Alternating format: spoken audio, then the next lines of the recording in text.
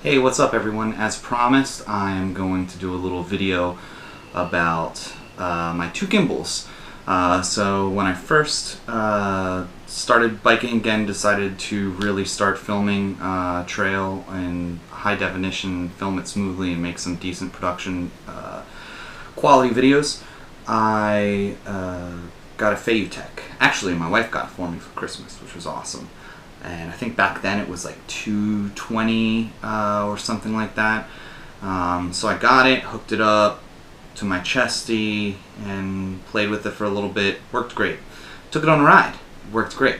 Took it on a few rides. It was working great. The panning was great. It kept the horizon. So yeah, I used it a bunch of times and it went fine. Then one time I wrecked. I might have hit my chest against the bars. And what happens... So here's the gimbal. I think the natural state is for it to sit like this, right? And so what happens is you bump it really hard, and the three accelerometers that are just like in what's in a cell phone are in each one of these arms, and they're kind of sensors and tell to say which way is up, which way it needs to bounce, adjust, and pan. But when you bump them, the accelerometers just go nuts. They go bonkers, and it just starts flipping around and flipping around and flipping around. What happens is it keeps flipping around, and there's a little circuit board in here and some internal wires, and as it's flipping around, those wires are getting wrapped up tighter and wrapped up tighter, and eventually it pulls them out. So that happened. I was really bummed. Luckily there's a bunch of YouTube videos showing you how. I'll do it in a little bit just to show you how crazy it is. You have to push it, unwrap them, and push it back in. Yeah, I did that once and fixed it and lost some footage because I had a whole bunch of shaky crap that I couldn't use. And the very next ride, same thing happened. And at that point I was pretty fed up. The one thing that I haven't tried yet, and I doubt it'll make a difference, but I'm going to try it anyway, is I'm going to update the firmware on this to the latest firmware. I got a Evo SS at the recommendation of like basically everyone that mountain bikes that I follow. That's their like preferred gimbal by and large, like BKXC and Alex at Single Track, and I think Seth uses one too. Actually, basically like all the big names use one. So I decided to give it a go. So now I have two gimbals. I'm going to try to use this other one sparingly or keep it as a backup, but so far I have to say I'm pretty impressed with the Evo SS. I put it in the very first time I went to ride, I put it into my chesty, and I had a little problem with getting the screw to thread to the chesty correctly, and it popped off and fell to the ground like 4 feet. So I got like I was like, oh great, I just got this thing. I think it was like $270 when I got it off of Amazon, and it's broken already. But it was fine. I rode, it was fine. I'll get into the review, I'll show some footage in a little bit, but first I'm going to show you how to fix this.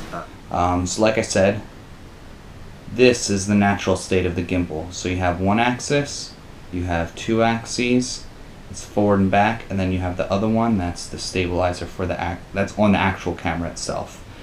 And each of these axes has a bunch of bolts. So we don't want to touch, I can't show you, maybe I can. Right here there's a bunch of screws on I guess it's kind of like a base plate that controls the first arm. The second arm, there's a bunch of screws, I believe. Yeah, I'm right. There's a bunch of screws down here for the second arm. And the third arm is what we want to focus on. So right here there are two on this one side. There's two on the side that you can't see, and there's three on this side. So I'm gonna take care of them really quick and take them apart. I also bought this kit a little bit ago, and this thing is a real lifesaver. It has like basically every tiny hex wrench. I think it was either an eyeglass repair kit or an iPhone repair kit or something, but it literally has like, I don't know, it's probably, it has 7 Allen wrenches, all very tiny, and 2 pairs of really tight tweezers, and I think it has a tiny little slotted screwdriver and a Phillips head. So that's what I'm going to use. Here's the size of the screws. They're pretty long for actually the size of the gimbal.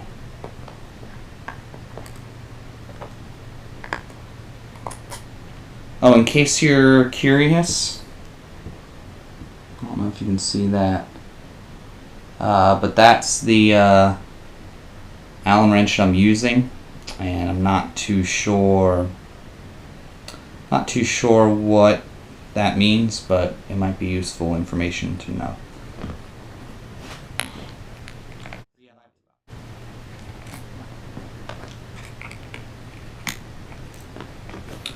Alright, that should do it. So these ones are slightly smaller than the other ones. They're actually pretty tiny. It's super easy to lose.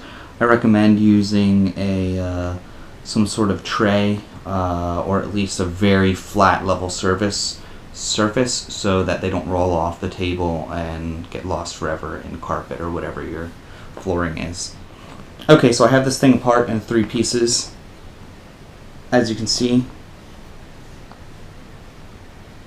right here is the port where it goes, that it's disconnected from.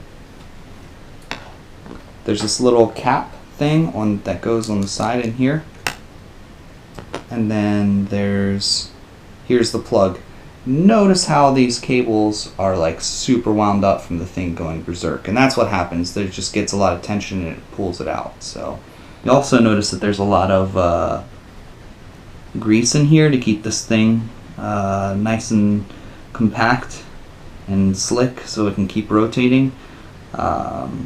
Now comes the tricky part, reinserting it. Last time I had to get my wife. We'll see if I have to this time. I probably will.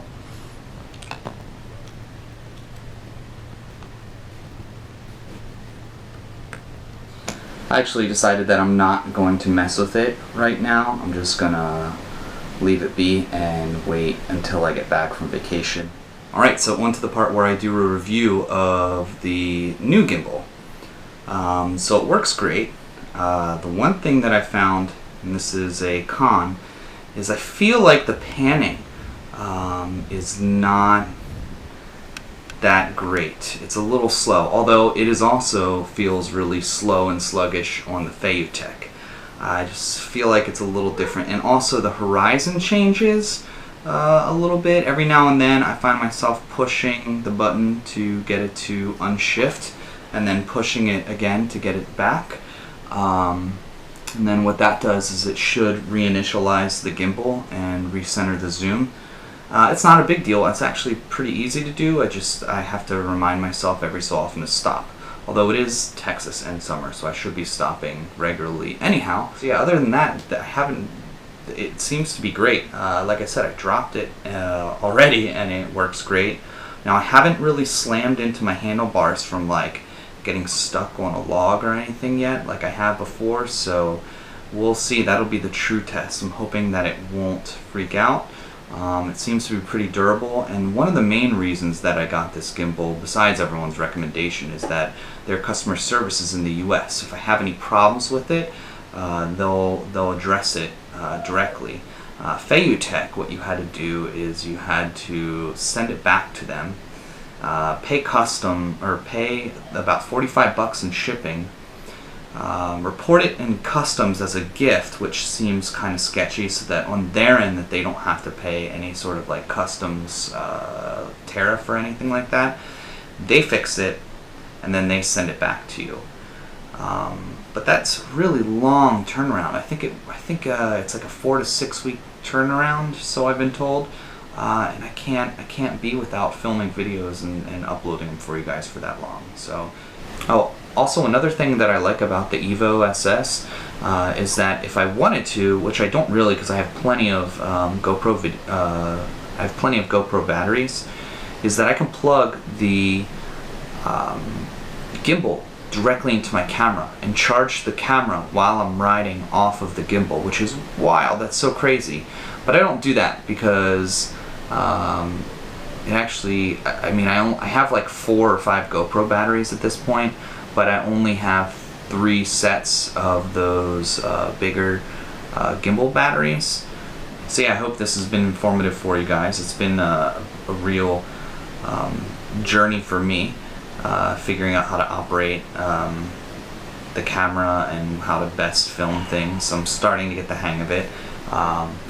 I got one of the little, I think it's called a lavalier, a little like puff, little mohawk for my camera that I put up there. Thanks Seth and Seth's Bikes Hacks for that tip. Also, the other thing I noticed is because it's a fisheye camera, what happened is I would drip sweat off, and just from the position of the camera away from my chest, it was the perfect distance for me to get sweat on my camera. And it was really annoying to clean, even with the microfiber in the thumb of your glove, just because it's curved, and so I wanted to make sure I got it on the side. So instead, what I got is this 2-pack lens protector. It was 10 bucks on Amazon. I'll put a link down below.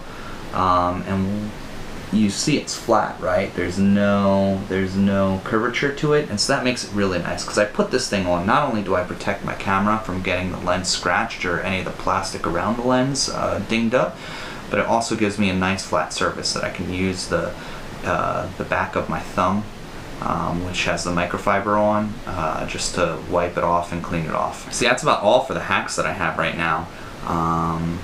The only other thing I do for long rides is I carry multiple battery packs, and just in case, I carry one of these guys.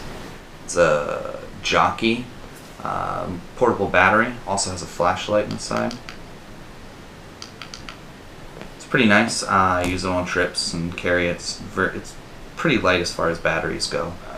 It's been a fun process learning about my GoPro and trying to figure out, like how to keep on taking my film to the next level and keep on learning tips along the way. I thought I might as well share them with you as part of my journey. So subscribe if you haven't already. Be sure to smash that thumbs up and leave a comment below, and I'll respond to it. Until next time, stay shreddy.